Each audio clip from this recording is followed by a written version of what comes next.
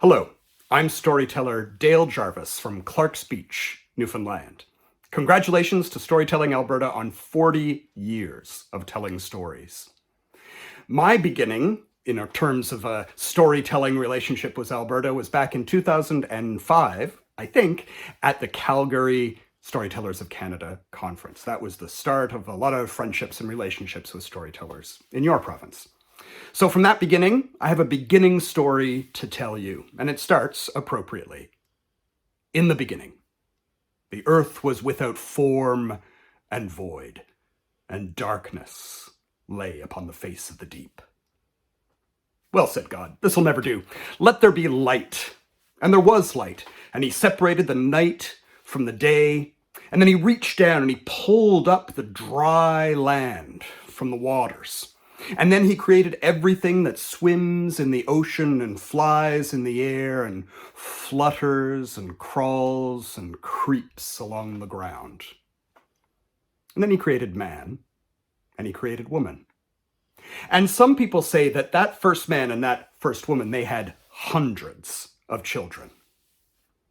Now on Sunday, it was Eve's job to wash all those children. And as you can imagine, the well-behaved children, like me, got washed first, and the ill-behaved, dirty children, well, they got left to the end of the line. One Sunday, after he'd finished his lunch, God decided he would go for a walk and visit Adam and Eve, so off he went down the road and he knocked on their door. Now on this day, Eve was only halfway through washing all those children. The good children were already washed and clean and in their Sunday best. Those dirty, mischievous children were still running around. And so she took them all, embarrassed that the Lord would see them, and she hid them down in the basement, and she told them to be quiet. And then she went out and made the Lord a cup of tea, like you would if he came for a visit. And after he had his cup of tea, the Lord said, "Let the children come unto me so that I may give them my blessing." And all those good children in their Sunday best, with their bright, shining, clean faces, were brought out, and the Lord gave unto them his blessing. And then he said, "Are these all the children?" "Oh, yes, Lord," said Adam. And the Lord looked around puzzled, and he said, "I was certain you had more children than this." He says, "Are these all the children?" And Eve spoke and said, "Oh, yes, Lord, these are all our children." And the Lord looked confused at this, and he looked at them both, and he said, "I will ask you one more time. Are these all your children?" And Eve looked at Adam, and Adam looked at Eve, and they said, "Yes, Lord, these are all the children." And the Lord's face grew dark. "3 times I have asked you to tell me the truth, and 3 times you have lied to me, me who knows all things under heaven. Now these good children that are here, I give to them my blessing, and they may go forth and populate the earth. But those other children, those dirty little mischievous children, hidden away from the sight of man, there they shall stay until the end of time." And everything happened as the Lord had said. Those good children went on and had children of their own, and those children had children, and so on and so forth, until all those of us who are here today listening to this story are the descendants of those children. And those dirty, mischievous children, hidden away from the sight of man, they became the fairies. Now in Newfoundland and Labrador, we have a lot of fairy stories.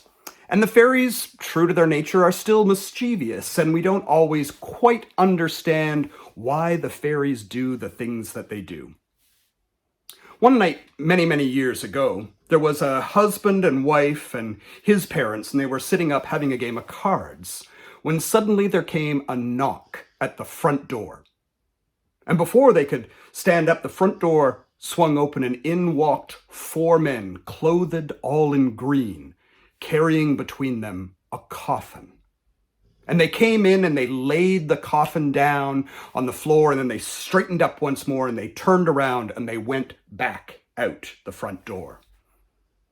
Now this was a strange thing, and they all stood around the coffin, not knowing quite what to do, until the husband said, well, I guess we better open it up and see what's inside. And that's what they did.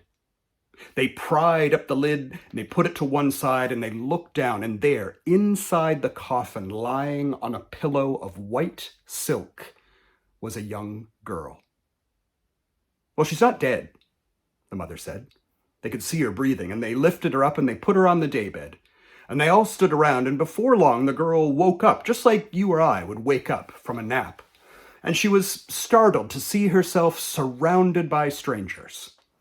And so the mother and the mother-in-law, they sent the men away, and they comforted the girl and they talked to her, and it turned out that she was from a town a few miles down along the coast. And so they put her to bed that night, and in the morning the menfolk got up and they put her in their little boat, and they rowed and they rowed and they rowed until they came to that other little outport. And when they came to the girl's house, everyone there was terrified when they saw that girl, because they thought she was a ghost, because she was after dying and had been buried 3 days previously. But when they spoke to her, they realized that it was indeed their own daughter. And then they began to wonder, what was it that they had buried in the churchyard? And so off they went to the churchyard and they dug up the girl's grave, and there was a coffin exactly the same as the coffin that was standing in the corner of that other house. Well, they opened it up.